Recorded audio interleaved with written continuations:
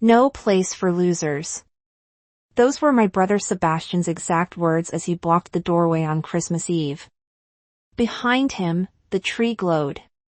My mother clutched her wine, and my father wouldn't even look at me. I stood there holding a bag of gifts for their kids. Gifts I'd spent weeks picking out while my brother smirked like he'd finally won. I didn't yell. I didn't cry. I just said, "You're right." That night, I made one quiet move that froze every payment, keeping his family afloat. And by New Year's, he was the one knocking on my door. Stay with me to know everything about us.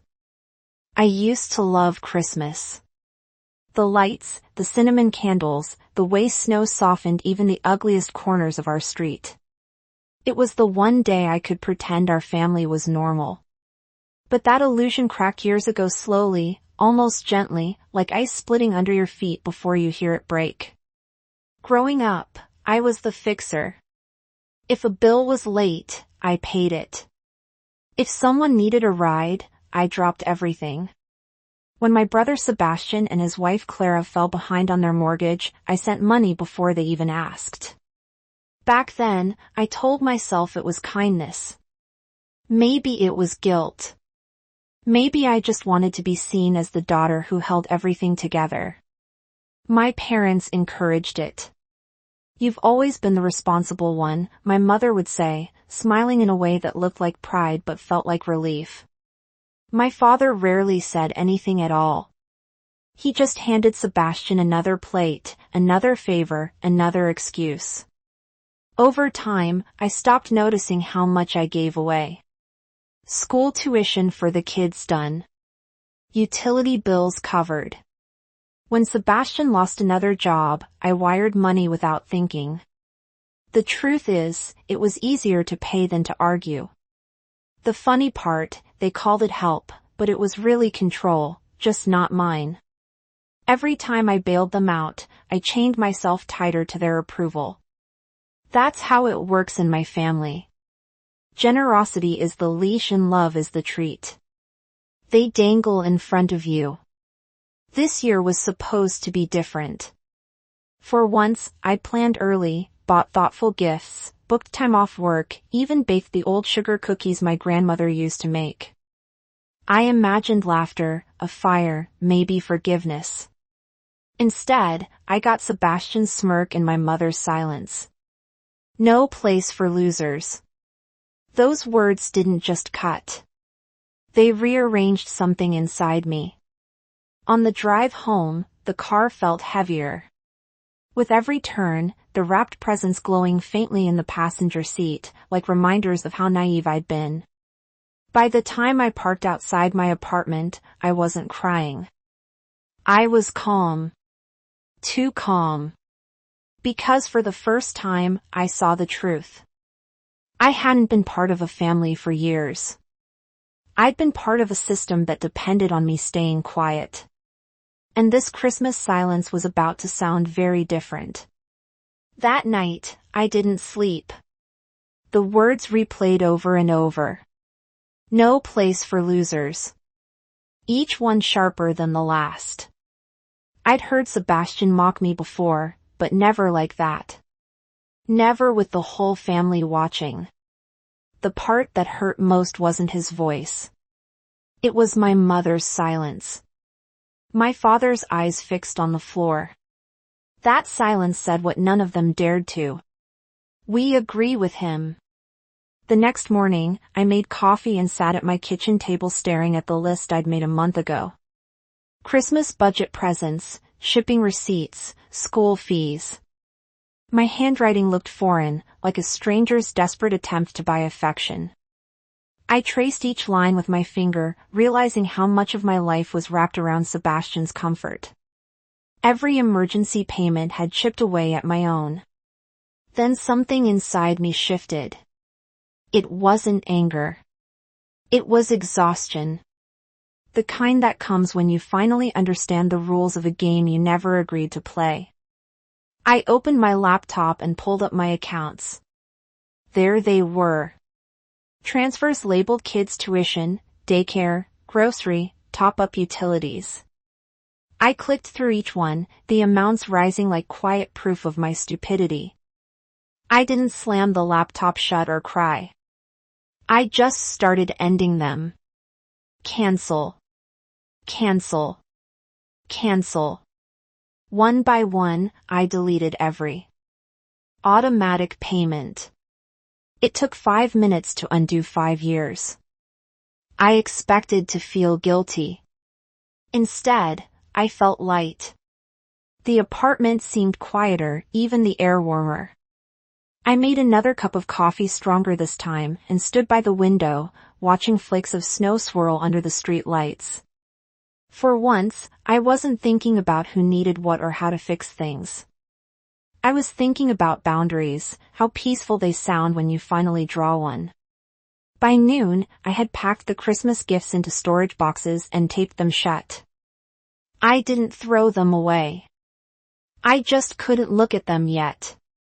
Every ribbon, every tag felt like evidence from a crime I'd committed against myself. That afternoon, Sebastian texted me. You could have at least dropped off the presents. Kids are waiting. I stared at the message for a long moment, then typed one word, no. He replied almost instantly, what's your problem? My fingers hovered above the screen, but I didn't respond. Let him wonder. Let him feel for once what it's like to be met with silence. Sebastian's silence lasted all of 2 days. By the third morning, my phone was vibrating nonstop. Calls, texts, voicemails. At first, they were polite. Hey, what's going on? Then desperate. The rent's due. The kids need shoes. Finally angry. You're selfish. You've changed. I didn't answer a single one. I just watched the notifications stack up one over the other, like proof that my worth to them had always been measured in dollars. When I left for work that morning, the city was covered in fresh snow. It was beautiful in a way that made me ache, a reminder that even the coldest things can look clean when they're untouched. That night, I poured myself a glass of wine and sat on the couch with my laptop. The screen glowed with years of history. Every payment I'd ever made for Sebastian and Clara's family. I scrolled through line after line, the list so long it looked endless. Mortgage support, school donations, utility bills, camp fees. I felt the familiar mix of pity and resentment rise in my throat. But this time, I didn't swallow it back. I printed everything. The pages came out warm, smelling faintly of ink and closure. Then I called the bank and confirmed every cancellation. I even changed my online passwords, a small act that felt almost ceremonial, like locking a door behind me. When the last representative said, all done, I smiled for the first time in days. By Friday, Sebastian showed up at my office. No call, no warning, just barged in, red-faced and sweating under his winter coat. We need to talk, he hissed. My coworkers froze their eyes, flicking between us. Not here, I said quietly, walking him to the parking lot. He spun on me the second the door closed behind us. You think you can just cut us off like that? The kids are suffering. They're your kids, I said evenly. He laughed a sharp, ugly sound. Oh, so now you care about responsibility. Something in me snapped, but not in the way he expected. My voice stayed calm. You're right. I do care about responsibility. That's why I'm finally taking mine back. His face twisted, but I didn't flinch. You can't do this, he said, stepping closer. I already did. I turned and walked away before he could answer. The snow crunched under my boots, every step louder than his fury behind me. 3 days passed before I heard from him again. When the phone rang, I almost didn't pick up, but something curiosity, maybe closure, made me answer. Evelyn, he said, his voice strained. We need to talk about what I asked flatly. You know what? You've made things impossible for us. The kids, don't I cut in? Don't use them. He sighed dramatically. Clara's falling apart. The kids are confused. You used to care. I still do. I said, calm as ever. That's why I stopped. He didn't respond right away, and for a second, I thought he'd hung up. Then he said, you're not the person I thought you were. I almost laughed. No, I said. I'm not your wallet anymore. He swore under his breath and hung up. I thought that would be it. I was wrong. 2 nights later, there was a pounding on my door. Hard, frantic. The kind that rattles your chest before your brain catches up. When I looked through the peephole, Sebastian's face filled. It flushed and wildeed. I hesitated, but opened the door just enough to block it with my body. What are you doing here? He pushed his hand against the frame. You need to stop this, he snapped. You think cutting me off makes you some kind of hero? You're ruining my life. I crossed my arms. You ruined your life just fine on your own. He stepped closer. You have no idea what's happening. You can't just walk away from family. I almost smiled. Family? Is that what we are now? You call me a loser. Then remember I'm family when the bills show up. His jaw clenched. But before he could answer, Clara's voice cut through the cold air from the sidewalk. Sebastian, stop. He froze.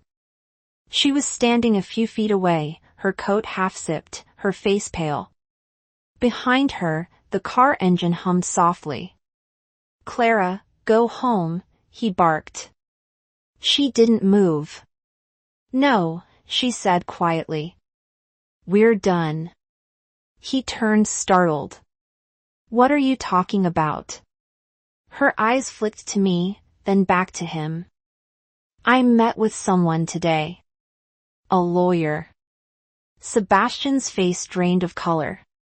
You what? I know what you've been doing, she said. The gambling, the lies, the hidden account. For once, he was speechless. I didn't say a word. I just watched the pieces fall. Clara stepped forward, voice shaking, but steady. All those payments Evelyn sent, the ones you said went to the kids. I saw the bank statements. You spent them at casinos. He spun toward me, his tone desperate. You told her. I shook my head. Didn't have to.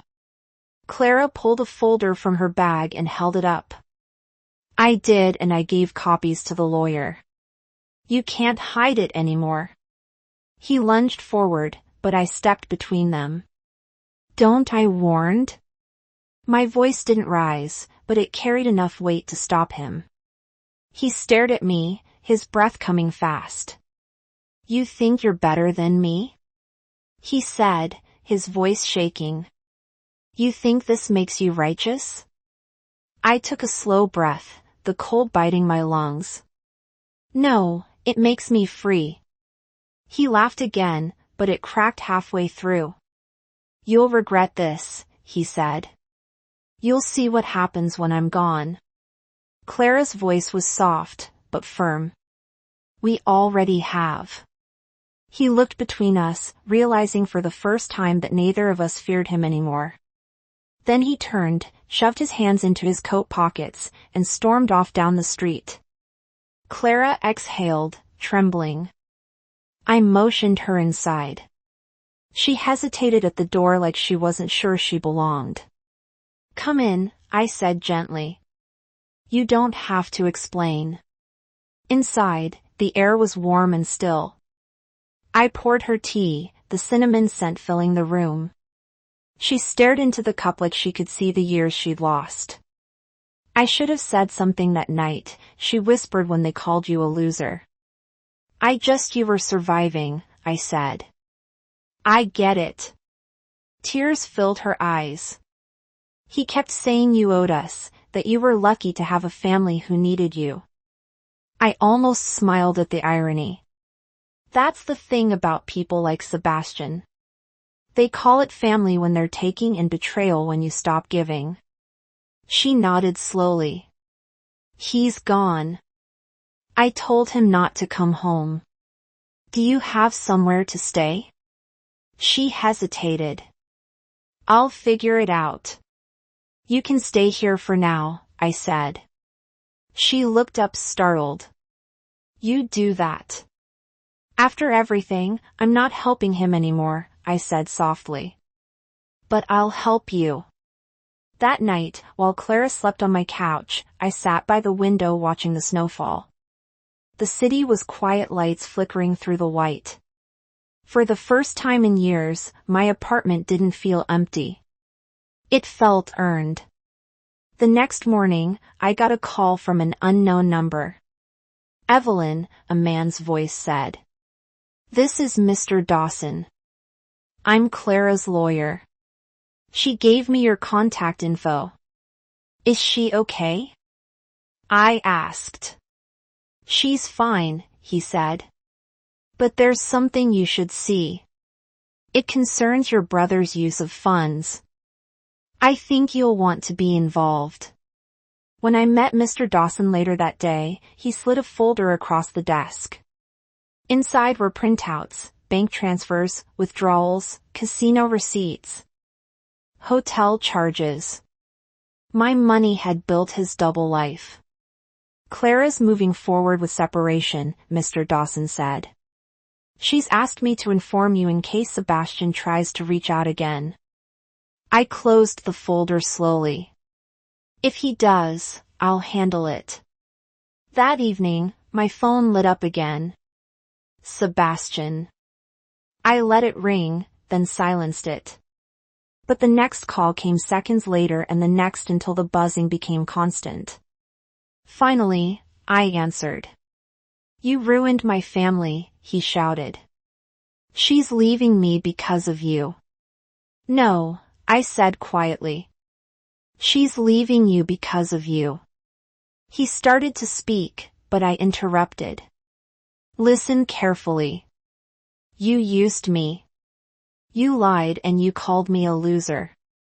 You've lost your wife, your kids, your home, and your free ride. The only thing you still have is a choice. Stop or sink. There was a pause, a long broken silence, and then a click. When I looked out the window, the snow had stopped. The world outside was still and clean again, like it had been waiting for this moment. By the end of the week, Clara and the kids were gone. New state, new start. She texted me a photo of the boys building a snowman. Beneath it, she'd written, "Thank you for everything." I stared at the picture for a long time, smiling. For once, helping didn't feel like losing. It felt like winning quietly. And Sebastian, he didn't call again. But word traveled. He'd lost his job, defaulted on his mortgage, moved in with a friend who eventually kicked him out. He was still blaming everyone but himself. I didn't celebrate. I didn't post, didn't gloat. I just deleted the last of our shared accounts, folded the final statement, and whispered to no one in particular. Maybe losers are just people who finally stopped paying for everyone else's mistakes. February came quietly soft and gray. The holiday lights were long gone, leaving the streets bare and honest again. Clara and the kids had settled into their new place up north. She sent small updates, photos of snowmen, messy pancakes, drawings taped to new walls. Each message felt like proof that she was breathing again. Sebastian, on the other hand, had vanished into the kind of silence that follows a storm. My mother called once, her tone clipped and defensive. "You've made things difficult for your brother," she said. "He's not himself." I almost laughed. Maybe now he finally is. She didn't reply, just sighed and hung up. For the first time in my life, the guilt didn't stick. I'd spent years mistaking sacrifice for love, letting them drain me dry, because I thought that's what good daughters did. But love isn't measured in money, and family isn't defined by who you keep rescuing. I started sleeping better. The air in my apartment felt lighter. The quiet no longer sharp. On weekends, I walked past the bakery where my mother used to take us as kids. The smell of cinnamon didn't sting anymore. It reminded me that sweetness can exist without obligation. A week later, I got a letter from Clara's lawyer, Mr. Dawson, again. Inside was a thank you note in Clara's handwriting. "We're safe now. You gave us that." I folded it and slid it into my desk drawer next to the last photo I ever took of my family together. I didn't keep it out of nostalgia. I kept it as evidence of what survival looks like. One evening, as I watched the snow fall through the window, I realized I wasn't waiting for an apology. I didn't need one. Some stories end quietly, not with revenge, but with peace. Outside, a car passed, headlights sweeping across the glass. I caught my reflection in it, steady, calm, unrecognizable from the woman who once begged to belong. That was the night I understood the family I needed wasn't the one I lost. It was the one I finally built inside myself. A few weeks later, I dropped off the last box of Christmas decorations at the donation center. The clerk smiled and asked if I wanted a receipt. I told her, no, I'd already kept what mattered, the lesson. Driving home, I passed my parents' street. Their house looked smaller now, like a stage set after the play was over. I didn't stop. I just slowed down long enough to notice the same porch light that once glared in my face that night. For a moment, I wondered if they still talked about me, if they called me selfish or heartless. Maybe they did. Maybe they always would. But I wasn't a loser. I was finally free. I parked in front of my apartment, stepped out into the cold, and looked up at the sky. Snow was falling again. Soft, steady, clean. If you've ever had to walk away from people who mistook your kindness for weakness, you know this feeling. Share your story. Someone out there needs to hear it.